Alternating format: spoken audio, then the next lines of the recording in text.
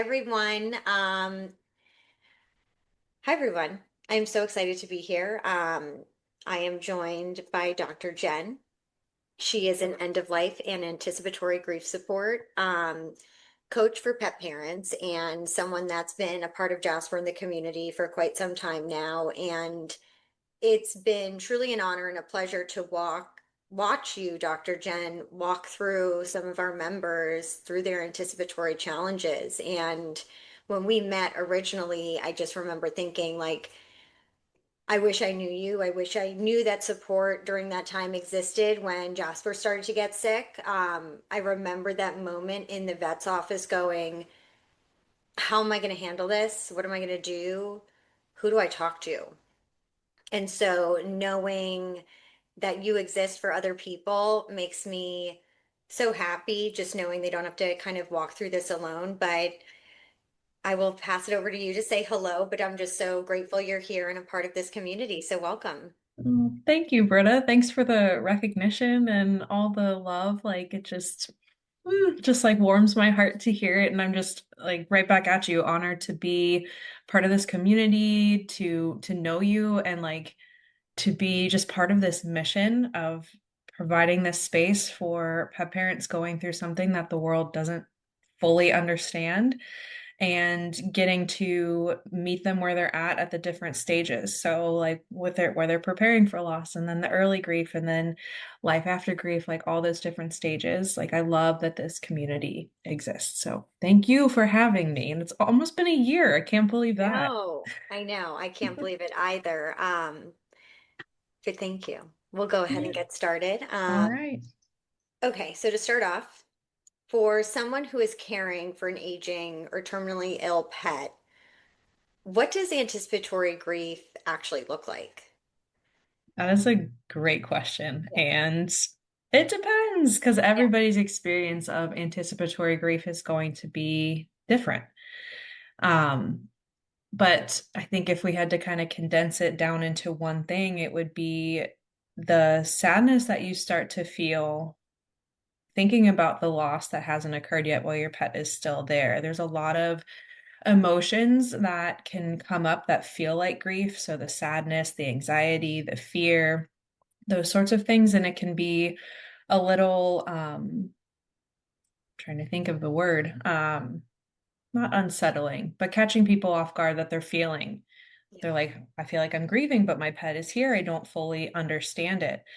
And so it's like just naming that it can be those emotions. It can be other emotions too. It can be the heavier emotions, it can be lighter emotions, but it can mimic what post loss feels like. Yeah. Yeah. It's tough. No, I mean, I feel like it was a roller coaster for me and it was a condensed period of time. I think Jasper had gotten one diagnosis in January for diabetes, and I kind of had an inkling that we were starting to be on borrowed time. And then the cancer came quickly in February. But I remember there were one of the hardest things for me was being present. I was either jumping to the future, like he was already gone, or I was in a little bit of denial or I was, so anxious about that day that that's all I could think about. And it was really hard to bring myself back to the present moment and really cherish those last moments. Is Hmm. that like, how do you Hmm. work with people on kind of because I feel like that it's all different sides of it. Yeah, Yeah, it's like almost like three parallel lives, right. like Yeah. coexisting all together, where part of you is in the past, looking back, part of you is in the future, and you're trying really hard to be in the present, but those other two just seem to pull you in those directions. And as those human beings, we don't like the uncertainty. We don't like not knowing. And so our brain is like trying to grasp onto any possible thing to give us that certainty. But yeah, it can feel like you're watching yourself like in this one stage and this one stage, and it can be so hard to be present. Um, what was the other part of the question that you asked me? Because I was like, oh, I gotta touch on that. No, just is it, I guess, is it common for people to kind of flip-flop through all those emotions, and how do you help people stay present in the moment? Or is that the goal, or is there a different goal? I mean, I think the biggest thing is just meeting yourself where you're at. If you are, because I find that when we're like resisting, like, I don't want to be here, I don't want to be here, it Okay. persists. There's a phrase I Yeah. use, what we resist persists. And it can be with that. So it's like making that space to acknowledge, okay, this is what's coming up for me. And just like noticing it with that curiosity, that compassion. Like we don't have to find a reason for it. It's just what is. It's what is coming up. And maybe we can stay here for a little bit and see what else comes through. Is there, is there a message that needs to come through? Like, is there an emotion that needs to come through? And so I think just allowing yourself to be where you're at. If you're in the future, it's okay to be there. If you're in the past, it's okay to be there. Um, and just the same thing with the emotions of like, I've heard so many people, they're like, I don't want to be sad. I don't want to be sad. I just want to focus on the good. And if we can make space for both of those things, I think that can help us to be present instead of trying to fight the uncomfortable, the negative, resist it. If we can just like allow it to be there and be like, this is my experience of my grief, it can help us move through that, especially if it's an emotion. It can help that emotion like move through, complete its cycle when we allow it, versus trying to like resist or avoid it. But yeah, I think just being present to whatever is coming up, regardless of what that is, just like noticing it, like, okay, this is my experience right now. And then also finding different things that are supportive to you, that help you feel grounded, that help you soothe. Like maybe you do have anxiety. So it's like this balance of like, how can I allow it to be there? And then how can I also either soothe it, or maybe I need the distraction from it. Like I'm expressing it, I'm noticing it, but then I'm like coming over here and I'm letting myself distract from it, and finding that balance of like, I've heard it called dosing your mourning or expressing your grief, and doing it in like little increments that don't feel completely overwhelming to you, where it feels, especially with emotions, because I know emotions, like going back to childhood, maybe they weren't welcome. We learned a lot of things, we picked up a lot of conditioning around that. So experiencing these intense emotions can feel very unsafe for people. So it's like, how can you find that balance where you can like just like maybe a little toe in the emotion, like a teeny tiny bit, but then like let yourself be distracted, and then just kind of oscillating back and forth and just doing it in doses.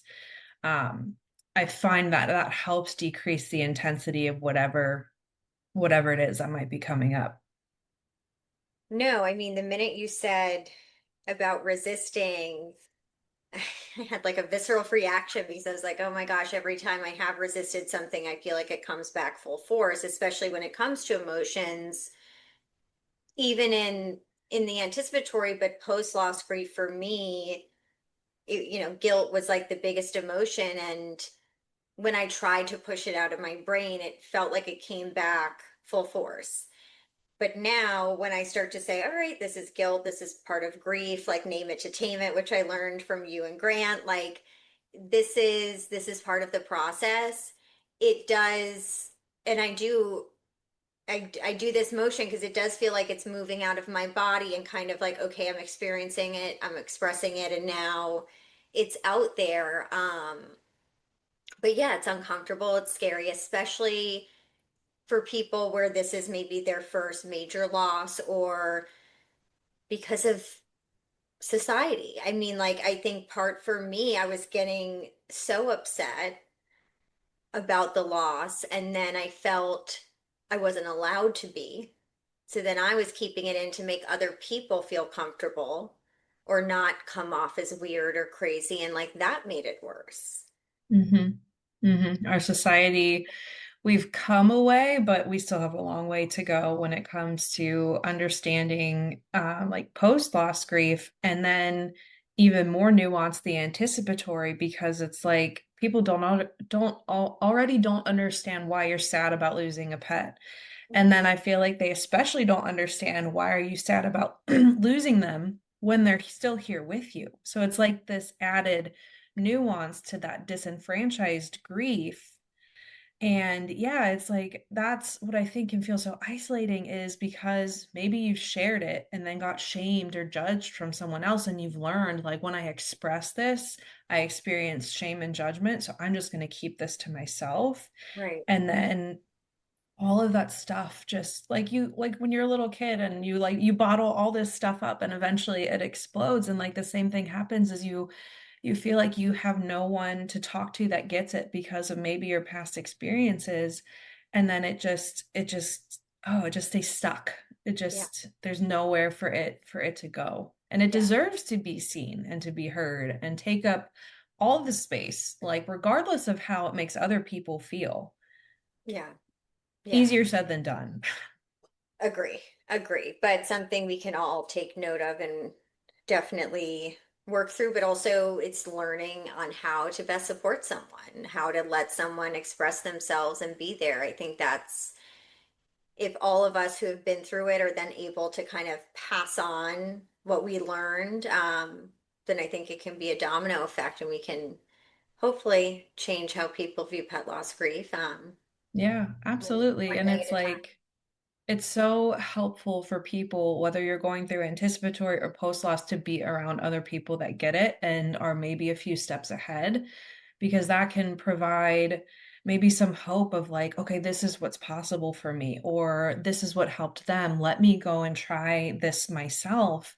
Because there's so much advice out there of like, here, do this for your grief, do this Yeah, for your grief. And like, it's not a one size fits all sort of thing. And yeah, it's, taking in, like hearing what other people have to say, what worked for them, and then going and trying it out for yourself yeah, and getting that lived experience for yourself of like, did journaling help me or did right, it make me feel worse? Did, I don't know, did painting help me? Or, like right, anything, like being in that supportive community to get some ideas to see maybe the light at the end of the tunnel, and it may be a ways away. Like there's no timeline on this, like it's your timeline and there's no rushing through it, but getting to see people who are ahead who can maybe say like, hey, there might be a pothole that's coming up on your journey because this is what I right, went through. right. And it's not to compare grief because there's no comparison in grief. Like everyone's journey is so unique and so different. And it's just finding what works best for you and what feels most supportive to you, not this one Yeah, size fits all cookie cutter no, type of no, advice. no, it's so unique. And I know this next question kind of, I know there's so much nuance here and that you are a vet. So I know there's probably maybe some like clinical answers to this, but I also think maybe some relationship based, which will this will make sense when I ask. But what are some of the signs that a pet's quality of life may be changing in a meaningful way beyond just normal aging? Because I know for me, I was seeing Jasper every day, and now looking back or talking to family or friends, they saw a shift over time because they weren't seeing him daily. So they were able to recognize the aging where maybe I was in denial, maybe I didn't want to see it, or maybe I just, because it was so incremental, like I didn't pick up on it. But yeah, what are some of the signs that people should be paying attention to and noting? Yeah. Excuse me. Another great question. And I feel like this whole conversation is going to be like, it's such a gray area. There's so much But I nuance think to that's it. important to share because you're right. It is such a gray area. And I think it's just about enabling people with some information. But yeah, that's okay. Yeah. Yeah. And I think like, because I've heard a lot of advice of like, oh, when they stop eating. And appetite is one where for me, there's a caveat to it. Like it's important to know, like if they stop eating, absolutely that's important. But I have seen pets that have eaten all the way up until the very end, but their quality of life was impacted in other ways. So it's like looking at their appetite can be one thing that you look at, but then looking at it in the greater, like picture the greater context, what other things are going on with this pet? Do we have something like mobility issues where they are going to the bathroom on themselves. And maybe that's, a stopping point for some families, or maybe some families adjust and are like, we'll put diapers on, like we're willing to have like potty pads everywhere. Um, so it's like looking at that, looking at the other disease processes that they have going on, and just like taking that all into consideration. Like if they have something respiratory or cardiac going on, like how are they breathing? Like are they struggling to breathe most days, or are we comfortable? Could be one factor to look at. Trying to think other things. Oh, gosh. This is such a nuanced question.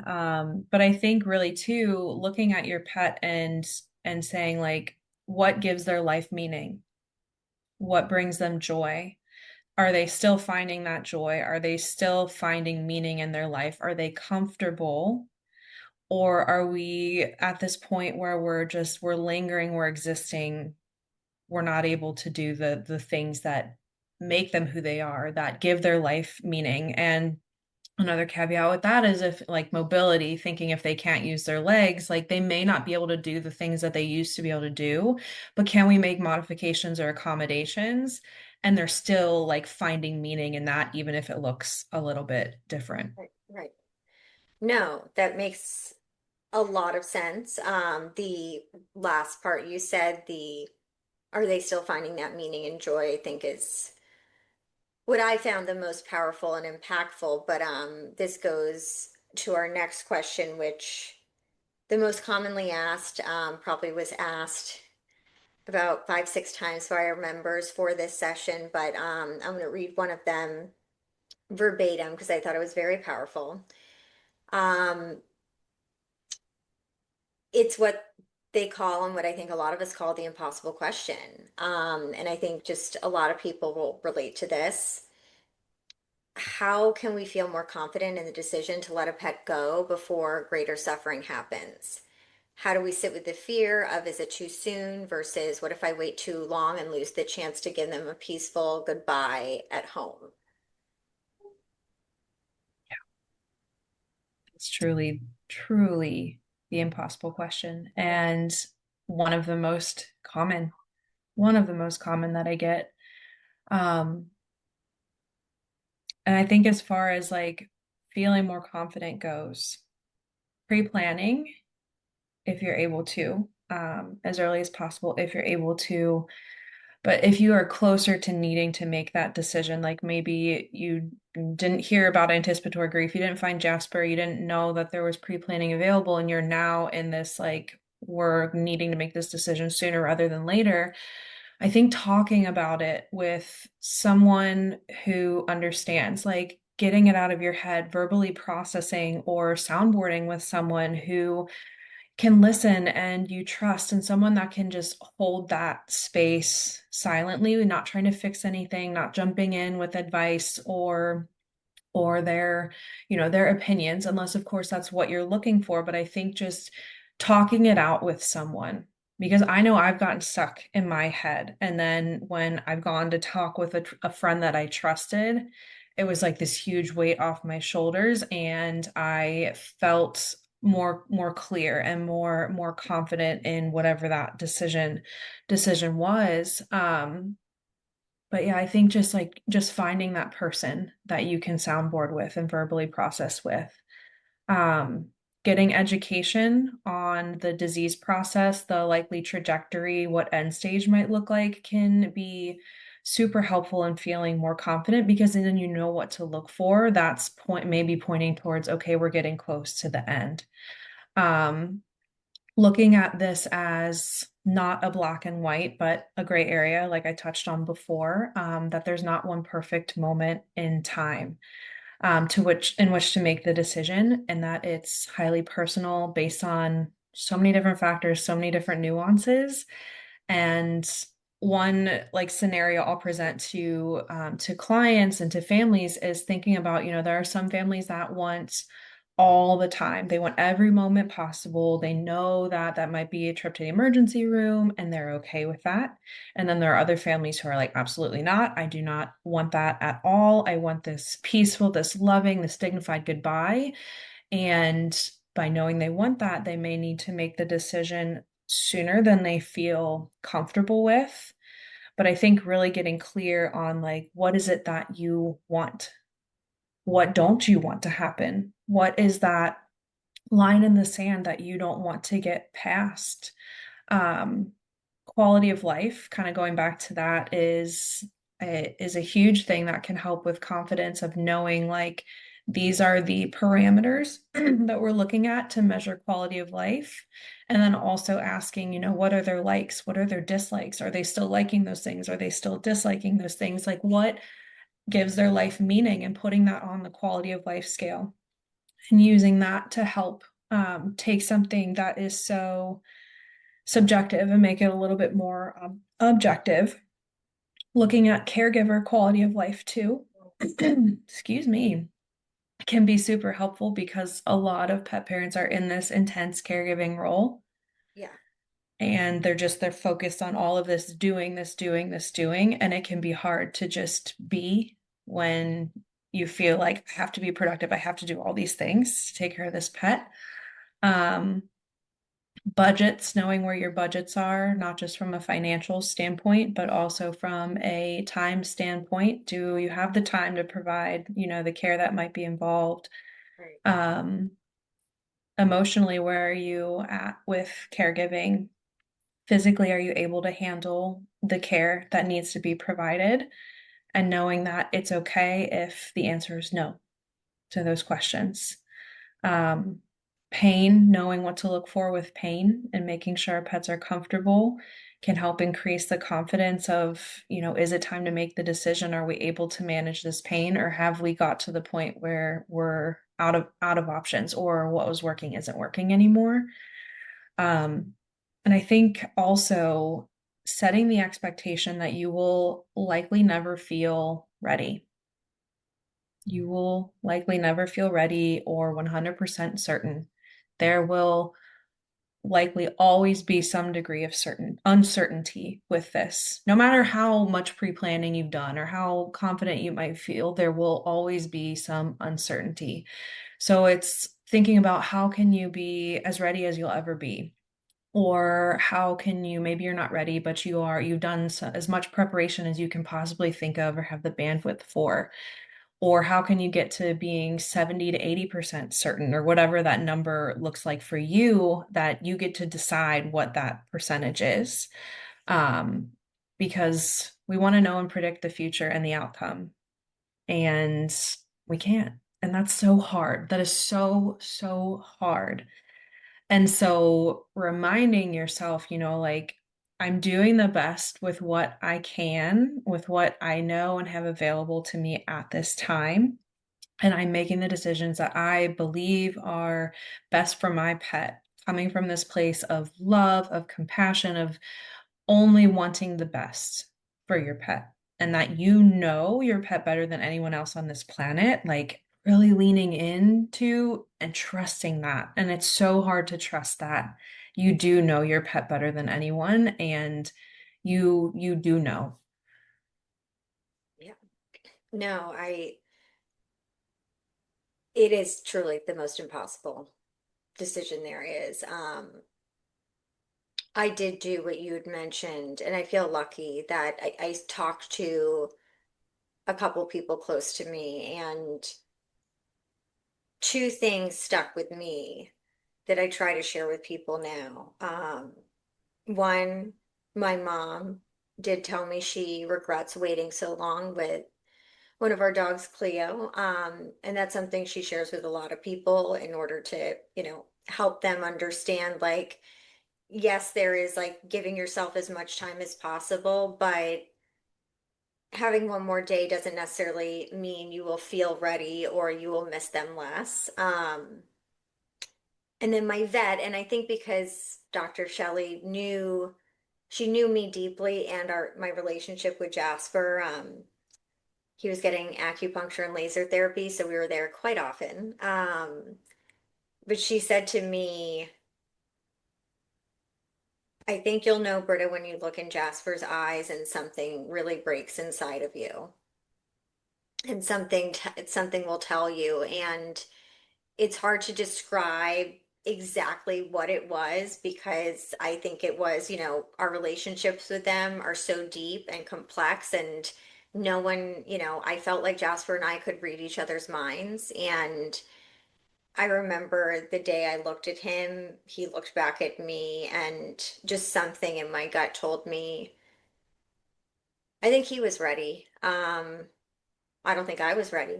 I don't think I ever would be ready. Mhm. But there was something there, and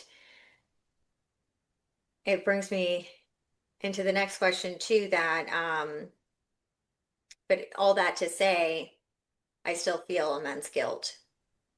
And guilt for many things, but guilt for choosing when his last day was because it's a lot. It's when else in our lives is that responsibility ours choosing when someone else's last day is.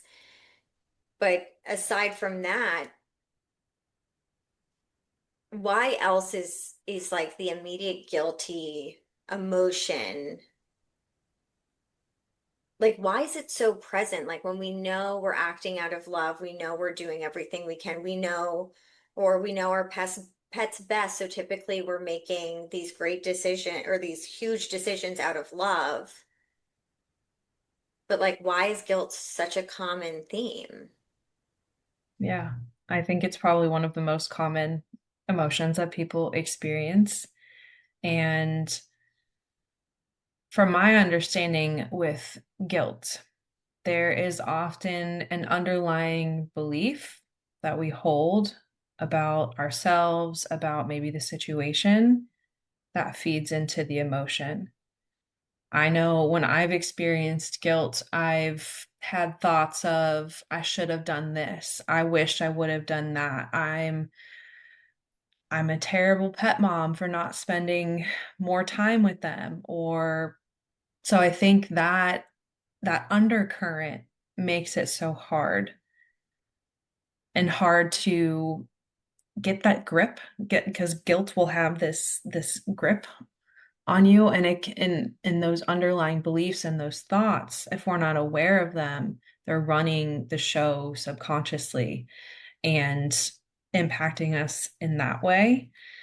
And so for me, gaining awareness around like, okay, I'm feeling this guilt. What am I thinking about this guilt? What am I making this mean? And is that true? Do I have 100% evidence that could be used in a court of law to prove that this is true? Or is this a belief that I'm holding about myself? And it's not to just immediately get rid of it because everything that comes up is there for a reason. This isn't about like toxic positivity or trying to just like get rid of it, but just getting that awareness and then deciding like, how is this serving me? How is this belief I have serving me? And if it's not, if it's keeping me stuck in this guilt swamp, what else could I choose to believe? And what other evidence do I have to support that? Of when I what if it was like I'm a terrible pet parent, well, what evidence do I have to support that I was a good pet parent? And so it's really doing this intentional work of shifting these beliefs if they're not serving you in a positive way. If they're there and you're like, this is how I want to feel for right now, this is what I want to think, that is totally fine. But if you're stuck in these loops, breaking that cycle and then choosing, okay, what do I want to believe about myself? What is actually true? I love that. I mean, it's one of the most present and most powerful emotions I think that we can have. And I know for me, it was because it gave me some weird sense of control, someone to blame. Blaming myself was easier than blaming cancer Mhm. because, who do you yell at or talk down to? It's easier for us to take that on ourselves. And um, yeah, you're right. Like once you're able to like recognize that it is this spiral and this loop, I do think it's a little easier to get out of it. Some days easier than others, some days it is impossible. Yeah. But it's just this like constant loop. And I always say, like, I revisit guilt constantly. And it used to be last, days, hours. Now it's a couple minutes when it pops up, but it's still there. And I feel like I'll always have my moments.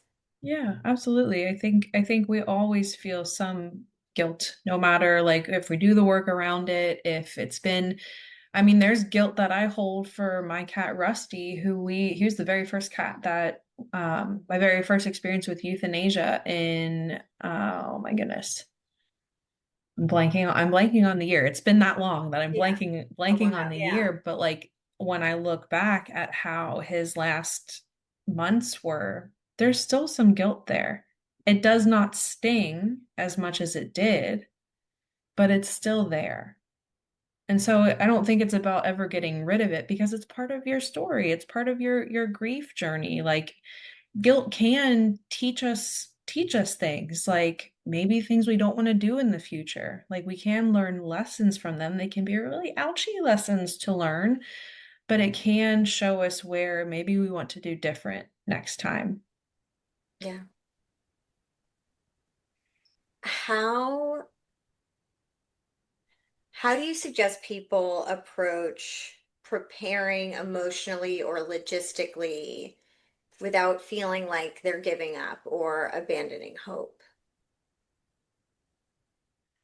That is a good question because I hear a lot of that when I like tell people what I do. I had one person that she was like, I don't want to prepare too early. Because you can feel like you're giving up, like, oh my gosh, I'm laying out this plan for the end. Um, but I think of it like what we would do for ourselves is this pre-planning, getting our affairs in order, creating a trust or an estate plan or something like that. Delegating a power of attorney or someone to make those medical decisions for you in the event that you can't. And it takes it, I imagine we haven't done this yet, but it's on our list. But I imagine feeling this weight, like it'd be very, very sad to go through, but feeling this weight lifted off your shoulders, already having something written down.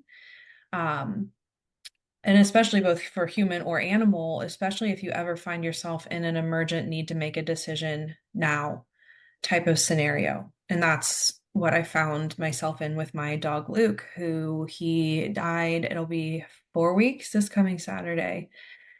And it was completely unexpected. We really thought we had so much time for him because he had a couple masses removed at the end of February. It came back as a mast cell tumor, a malignant type of cancer, but margins or it was slow growing, not likely to, like, he probably would have lived out the rest of his life without it coming back. But we did have chemo options. And so we were excited that, we're going to get more time with him. Like, this is the best news given what it is.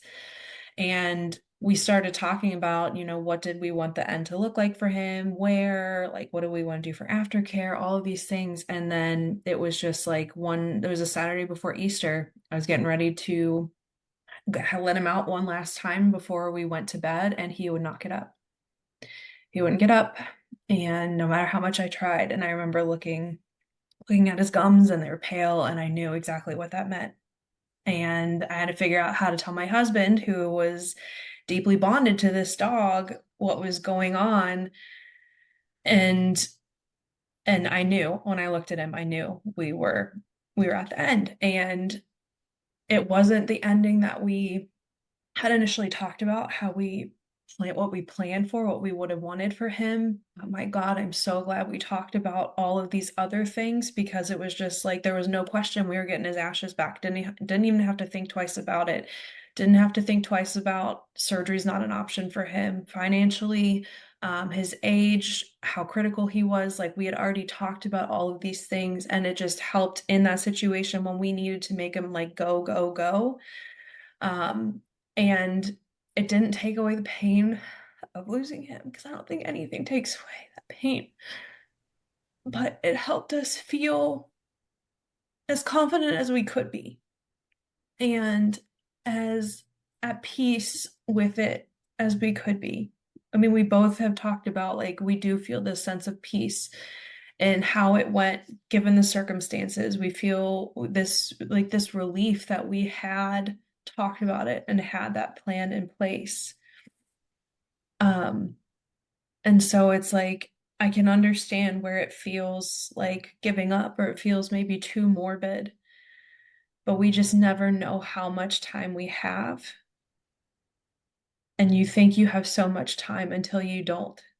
And it can feel easier to want to avoid it, to want to put it off until later, but we never know when that later is going to come. No. Ugh.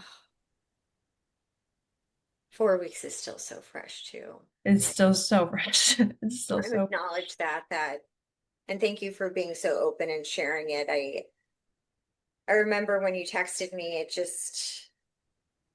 I couldn't believe it. And anytime I hear someone's story and more of the emergency situation, it just breaks my heart because, even the best made plans get blown up. And I agree. Like, you always think you have more time. You always think you have more time. And you're also right that, like, yes, there needs to be some sort of planning, some sort of action so you can be present, especially if it's in that emergency situation. But you could plan and have it not work. right, Like things right. the way they go.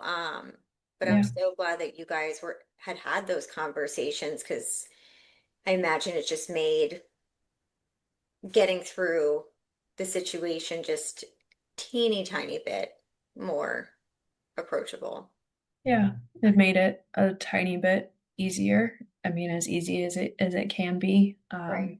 And like you said, like you make these plans, like we made these plans. We wanted to say goodbye to him at home. And we wanted the boys to be there and we wanted it to be, we didn't want that emergent need to make a decision now type of situation. We wanted it at home on our terms and life happens and it took that away. So yeah, even the best laid plans don't always work, but knowing that having that as the foundation helped us to pivot in that moment to come up with that plan B quickly on the spot.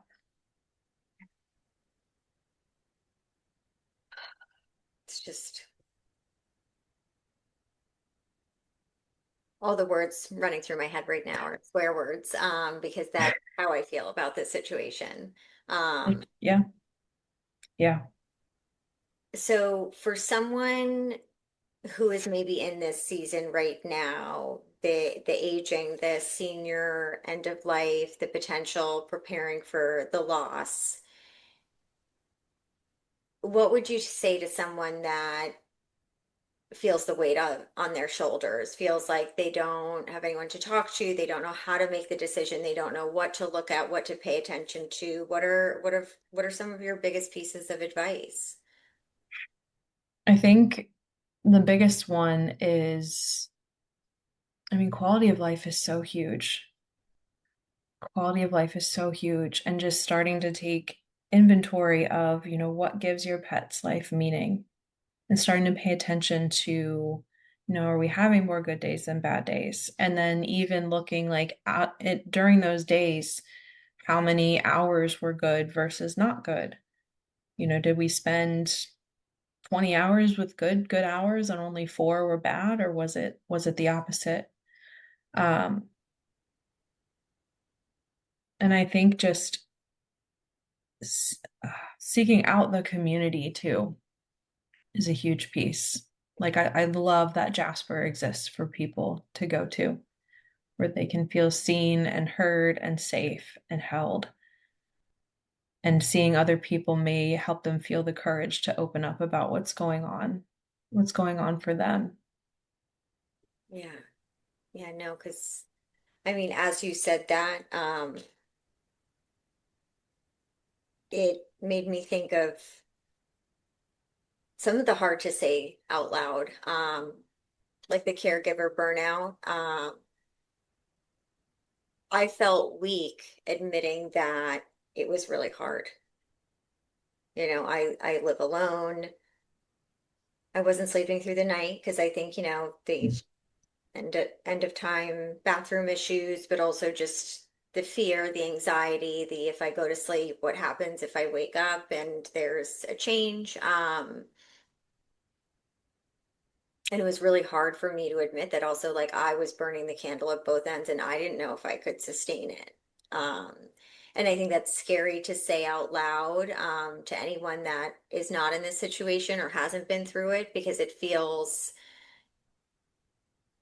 mean and it feels like you're giving up. But you're right. I think being able to say it out loud, I think being able to say it out loud to people who can either reflect on their experience and whether you take their advice or it inspires you to do something on your own, or whether it's, you have a partner or a family and it's hard to talk about it amongst yourselves, like turning to other people can be beneficial, especially if you guys are not aligning on the process. But I just agree wholeheartedly. Like you need to talk about it because if you just try to process and figure it out all yourself, it's just a lot to carry. It's very, very heavy. It is. It's a lot to carry. I often call it this invisible weight. It's like Mm, having a broken rib right. where it's not, visible to the outside world, but you feel it all day, at night, during the day, like you feel it. So getting it out and talking about it. And the caregiver burnout that you brought up too, like that is another piece I feel like we don't talk about No. nearly enough because when you're caring for an aging pet, a pet at end of life, it can be very challenging, it can be rewarding, but it can be really intense. There can be a lot that goes into it.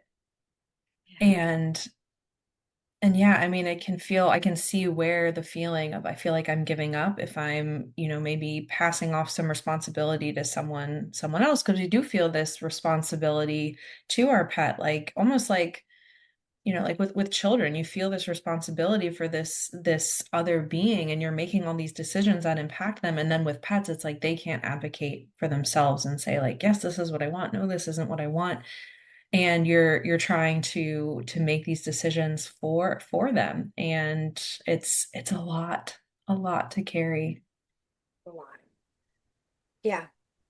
It's one of the most difficult things I think anyone can experience. And for anyone that is experiencing that season of life, reach out, reach out, lean on people, especially this community. Unfortunately, we've all been through it. And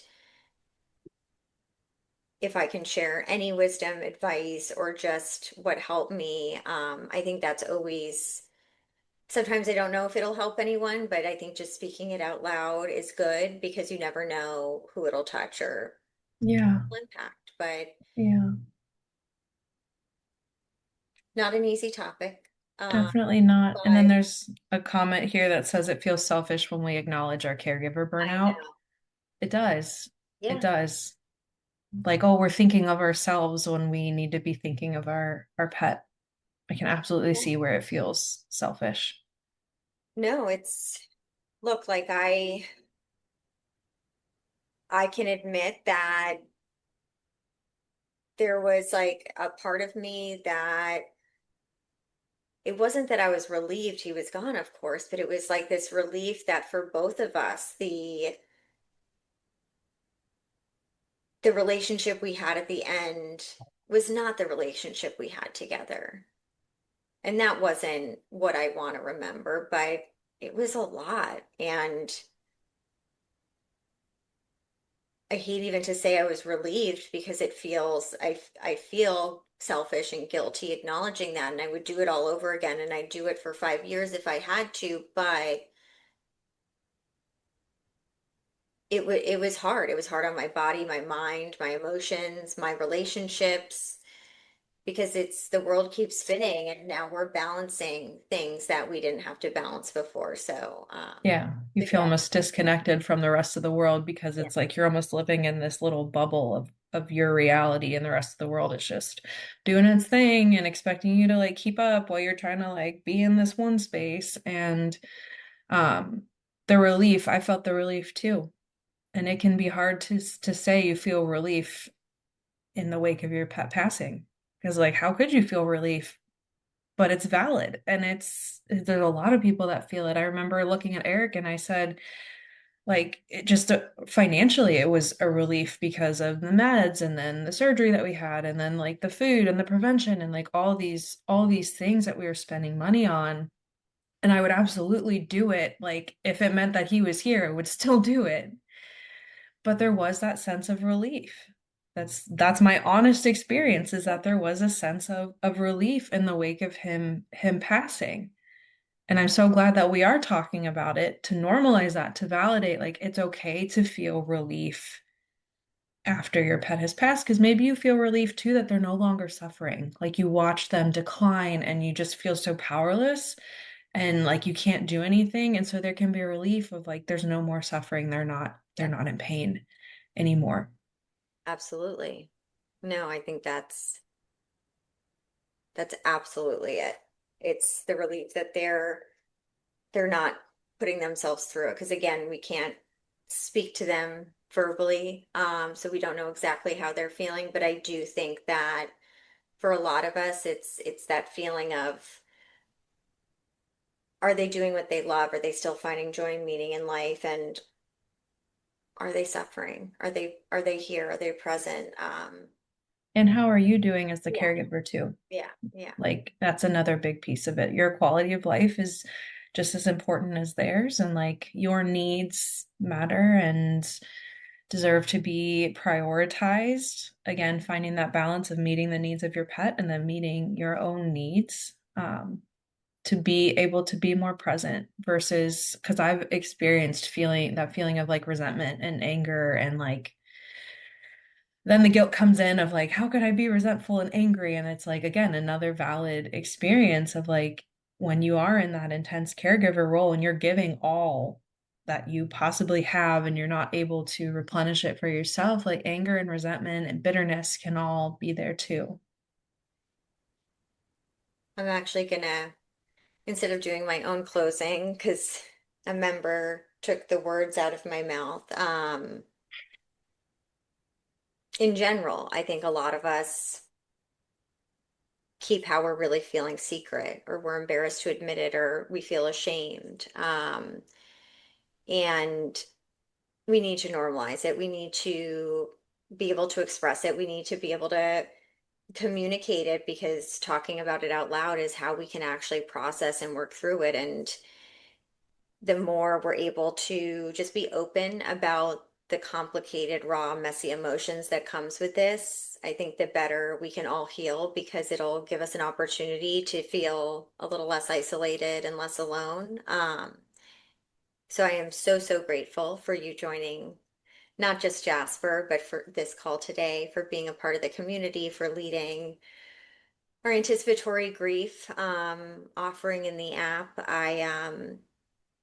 It's truly been a beautiful thing seeing you and the other members support people through that transition. Again, it's something I deeply wish I had when I was navigating Jasper's senior and end of life. So you are doing incredible work. You are making such a difference. And I am just so grateful for you and for everyone joining today. We know that preparing is not easy. It's probably for the rest of my life will be one of the most difficult decisions I've ever had to make, but talking about it, finding community, finding an incredible coach like Dr. Jenn is really helpful. So I encourage everyone to find your people to talk to. And thank you so much for sharing your wisdom and knowledge, and for being so open and raw about Luke. I've been thinking of you a lot, and I know how tough that was for you, but appreciate you sharing it. Thank you. Thank you for holding the space to allow me to share that, because it's we need to talk about it more. And if by me sharing my experience helps someone else feel seen, I will shout it from the rooftops. I will bawl my eyes out. Like I want other people to know that it's okay. That it's okay to be experiencing, like you said, this messy, this raw, like it's messy and raw. And it's not a science. It's like this art of how do we navigate it. And so thank you for having me here and for having me in the community and for what you're doing too, because it is a much needed space for pet parents to come to. Thank you everyone for joining, for the amazing comments and questions people submitted, and for those that watch this after the fact. Reach out if you need anything. Join the Preparing for Loss Grief Path in Jasper if that is the season you're at, and know that you are not alone. You deserve support, and there are people out here ready for that. So thank you all. Thank you, Dr. Jenn, and I hope to see everyone again soon. Thank you. Bye, guys. Bye.